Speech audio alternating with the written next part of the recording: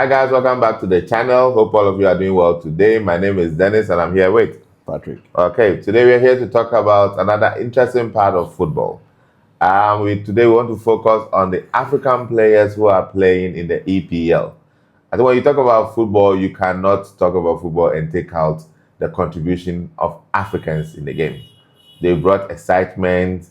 They brought some good stuff into the game that nobody was expecting. I mean, if you hear of Africa, you may think that most of the games that we play are not exciting because we don't have the facilities.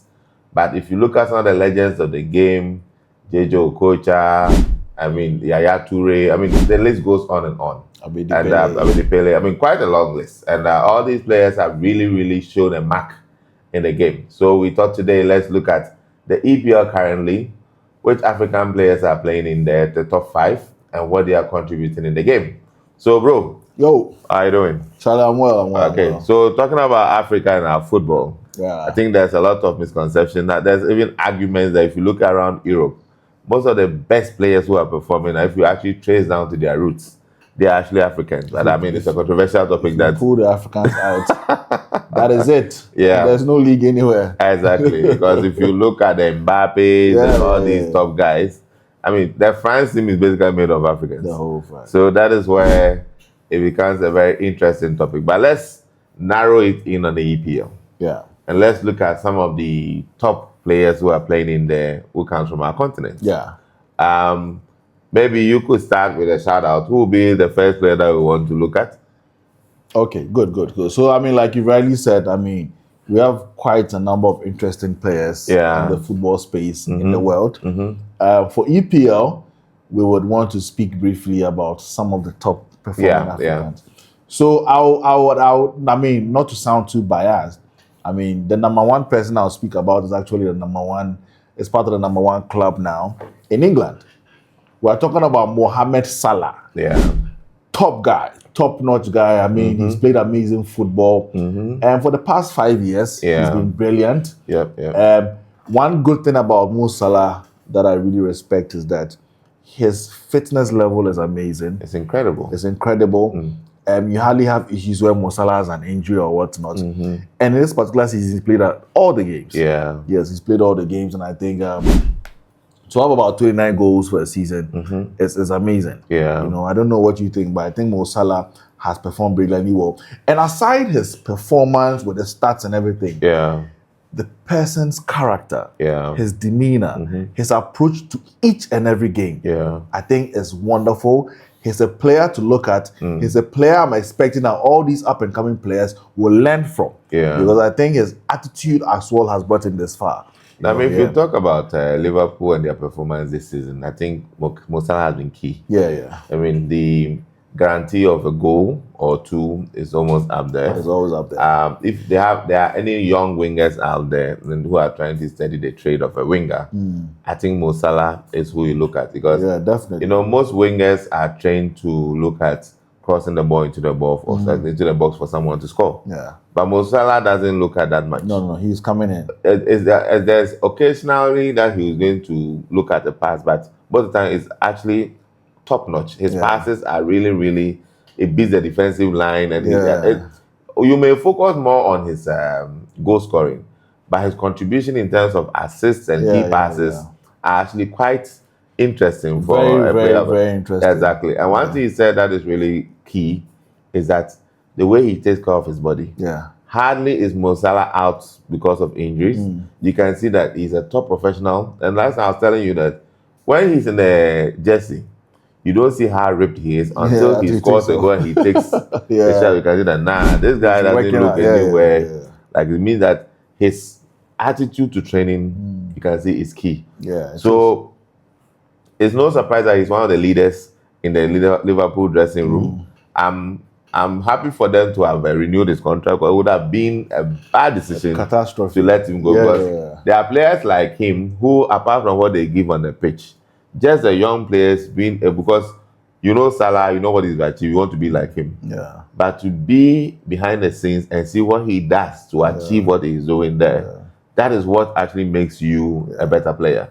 because there have been a lot of talks about Cristiano Ronaldo and what he does. And I was watching an interview of one of the Neville brothers who was mentioning that the work Ronaldo puts in, that you see that 90 minutes and you go like, that's wow. ridiculous, yeah.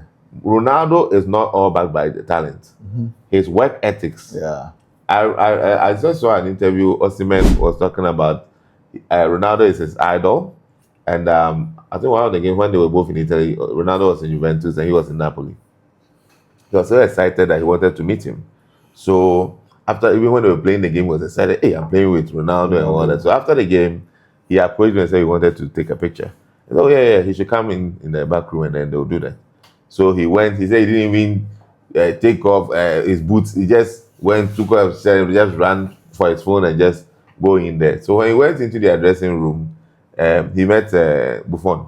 He said, oh, what are you doing? He said, oh, he wanted to, Ronaldo said he should come for a picture. I said, oh, then he should wait. He's at the gym. After the game. He just played 90 minutes. He's telling me he's at the gym. Yeah, he's at the gym. Yeah. So to him, he assumed, okay, let's wait on 20 minutes. He said 30 minutes passed. 1 hour passed. Yeah. And going, they're like, what? That's what he does. Yeah. Then after that, oh, Victor, come. Even when they were about to take the picture, the physios were already there to massage his muscles while they were talking. And like, he was shocked. His body, he has invested into what he has now. It's not like luck. You see? So I was saying that what he invests into personal trainers, even his food, they have people who prepare a specific diet for him. So we see just the 90 minutes and we go like, oh, this is talent or whatever. But apparently the work that goes in there, when you see Mohamed Salah, you can see he puts a lot of work in his craft. And I respect him so much because when he came from Roma to Liverpool, he moved from Chelsea to Roma to Liverpool. I don't think Liverpool even signed him with the expectation of what he has delivered. They knew that they wanted a winger. Exactly. And when he started, the chances he was missing and his selfishness and all that, I think a lot of fans were frustrated with him. But sticking with him, and I think one of the people Salah has to really be very, very appreciative and grateful for is Klopp. Klopp stuck with him. Klopp really invested in him and actually helped him with his trade. And he's become one of the, I think currently he will be the best player in the EPL. Fantastic. The best player in the EPL. Like you said, some of the decisions in keeping a player doesn't necessarily have to be his performance on the pitch, in the dressing room. And I can tell you that most of these players who we are now approaching and are confident enough to come to Liverpool is because they have players like Mo Salah they feel as though that they can feed balls to or they can play with. Of course. So all these things come along with the player. And him coming from Africa. That's like a big... it's big. Because he has actually put Africa out there. On the map. Yes, because most people actually don't expect much from Africa when it comes to football. They assume that, with the lack of facilities, with the lack of technical know-how and whatever, we are not able to. But you realize that when it comes to the basics and the foundation, it looks like, I don't know whether we have the physique for it, because when we go to Europe and we're exposed to their equipment, we blow up. You get it? We may not have the initial or the early stages development that most of the players have, the academies and all that, and they're able to be groomed into who they are. But we seem to be built on talent. And then once we get in there, we get the equipment and the work ethics that comes with it. Some way, somehow, we're able to actually shine. But I think it's true. And what we'll be doing regularly is to try and shine a lot of light on these African players on the First Half podcast, because we believe that most of the time their performances is actually top notch and it's good. So I think Salah has really put the Africa on the map when it comes to football. I think now we won't say King of Egypt, but the King of the EPL. King of EPL. On point. King of EPL. Now let's go to the next person. Who would you want to attribute your props to? So the next person we'll need to look at is this young man at Brentford. Okay. Mbeumo. I see what you mean. Bryan Mbeumo. Bryan Mbeumo, this Cameroonian. Yes. Amazing guy. Charlie, that guy's speed, his work rate in a game is amazing.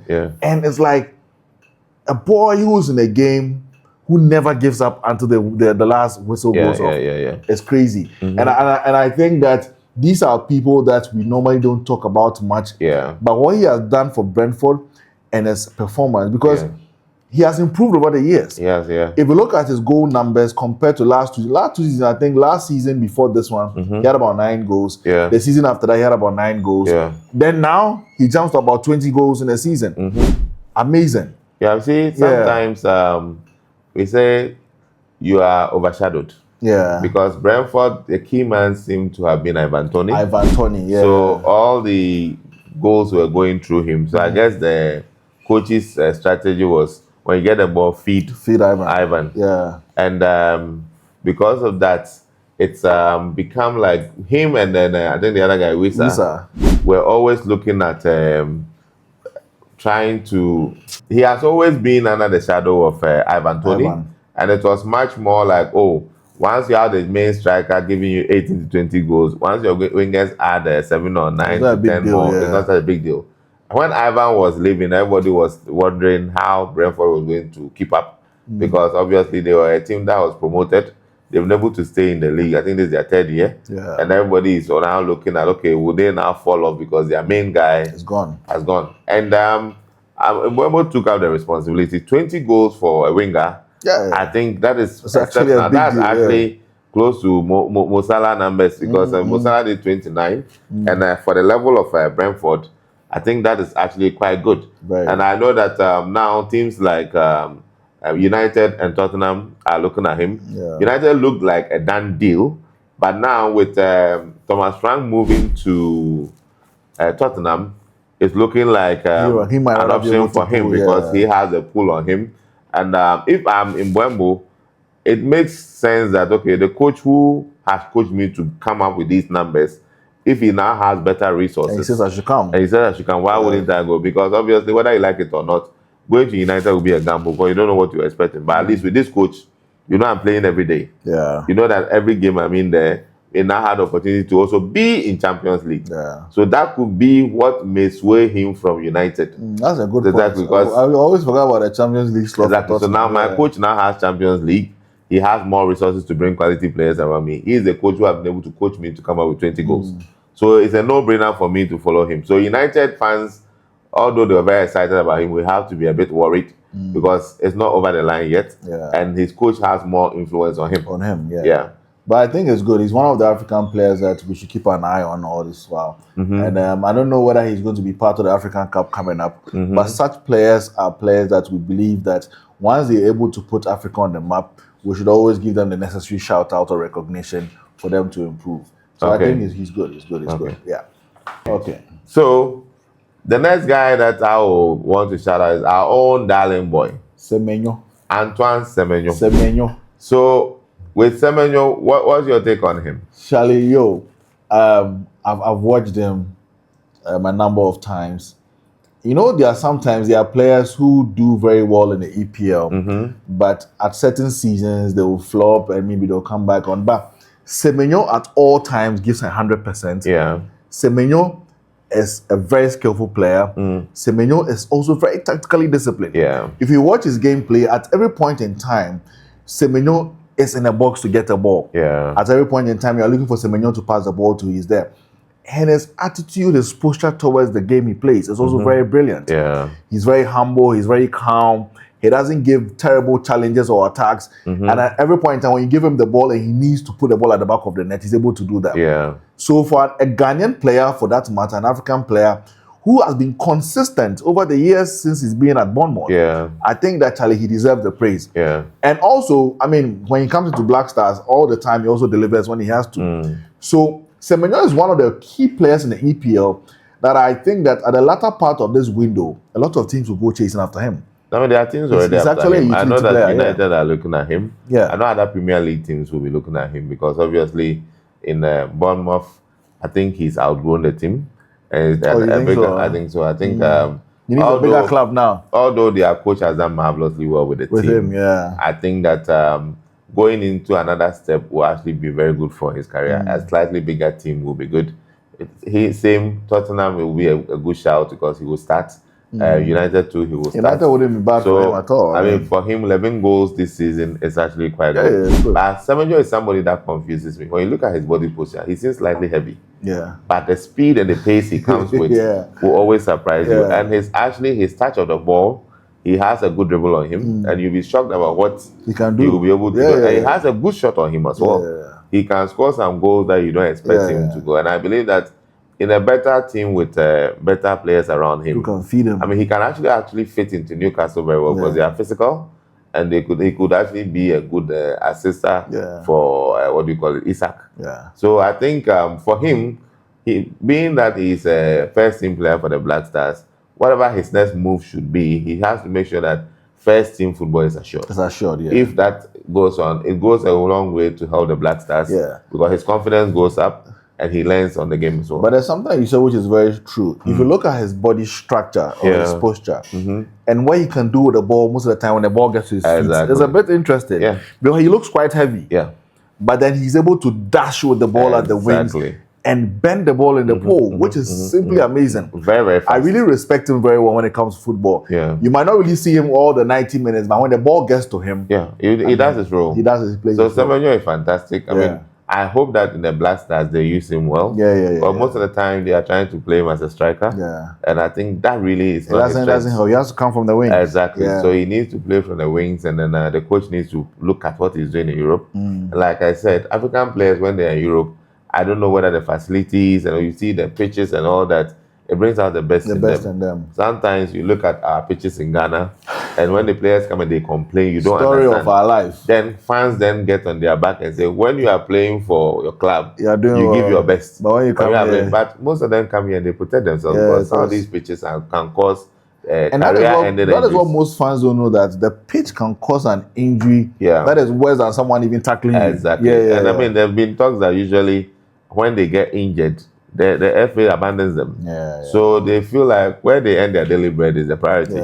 But for me, the basics that they ask for is that provide them with the quality pitches so that they can be able to deliver. Because don't blame that, okay, he's somewhere else. He feels, okay, I have all the health facilities, the physios, whatever, that I need to be able to deliver. The pitch is in a good condition. That's what my Salah is also coming from. I mean, so at the end of the day, naturally it will look like, okay, he's doing better there or he's putting in out his best there, but you can't blame them. So we need to just make sure that let's give them the basic requirements of the game, and then let's see if they are going to deliver or not. Okay. The next guy that I want us to talk about is Mohamed Kudus. Mohamed Kudus, Starboy. There are talks that this year he's fallen off a bit compared to his first season in the EPL. What's your opinion? Yeah, with regards to the goals, I think last season he scored more goals than this season. Yes. Even though he's not somebody who has been making the double digits figures. But there was just one unfortunate incident this season that almost tarnished his image and all the good things he's done. That was the Tottenham game with him throwing his hands left, right, center. But aside that, I think he's a very calm player. I think his work rate is amazing. He might not necessarily be banking in the goals, but his distribution, his contribution in the game with the players that he's playing with his teammates is amazing. And I believe that there's still more room for improvement. I think that Kudus, what he needs right now is a very good coach to play under. 100%, Once he gets that good coach, he will be transformed totally. 100%. His style of play, there are several teams Kudus can fit in. Kudus can easily fit in Arsenal. Kudus can easily play in Chelsea. In fact, Kudus can easily play in Liverpool. Of course, I don't know about Man City, but the kind of game style that he plays, I think that he's brilliant. But I think that as time goes on, like I'm saying, if he gets a good coach, it will improve upon his maturity. I think he lacks a little bit of decisiveness sometimes and maturity and all that. But I think Kudus is brilliant. Kudus is good when he's in Ghana. He's good when he's playing the EPL. But like you're saying, if we have the right amenities here, they're going to perform wonderfully well. But in the EPL, I think he's fantastic. Well, I mean, I think with Kudus, the talent is there. It's clear to see. And raw talent. Exactly. He's a maverick of the game. These kind of players are fading away. Players who are just eager to take on 3, 4, 5 players anytime they get the ball. If you are a team under pressure and you want a player who can release the pressure and put the ball up, win your foul who here. Come at the defenders. You don't have players now like that. Is your guy. I don't think with his role, you can handle only judge him on goals. You look at how he contributes to the team. what I fault Kudus with is that sometimes his head is too much on the ground. He doesn't see passes that he's supposed to. Yeah. He holds on to the ball a little bit longer than he needs to. Yeah. And that is where you criticize him, that sometimes he feels he can do it alone. But if he was getting a good coach who is going to let him focus on his strengths and then now try and weed out the weaknesses as much as possible, try and play more interplays. Okay, I give the ball, I dash through, you put it there. Yeah. I think these ones are going to really help. That's and then true. When you are a team that faces low blocks, where teams sit back and you are not able to penetrate or whatever, Kudus is your guy to be able to create something for you. Yeah. I think West Ham has not helped him this season because it looks like generally the team has fallen off. Yeah, the team has their initial coach of Lepetegui didn't really help the team, so they've not been a consistent team. Porter just came in there. It seems like he's now finding his feet to know how he wants to play. And what I don't know about him joining some teams like Arsenal, Chelsea is that, these Pep Guardiola disciples are not interested in players who are going to hold on to the ball and then they want pass and move.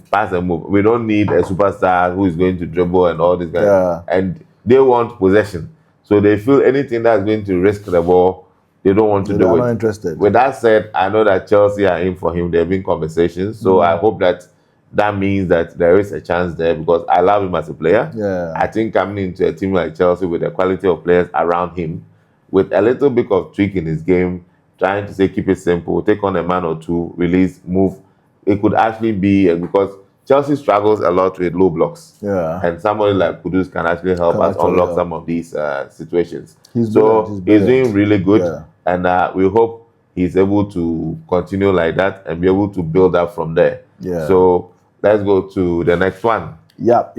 So I think we want to look at Wissa, Yoane Wissa, as well at Brentford. Yeah.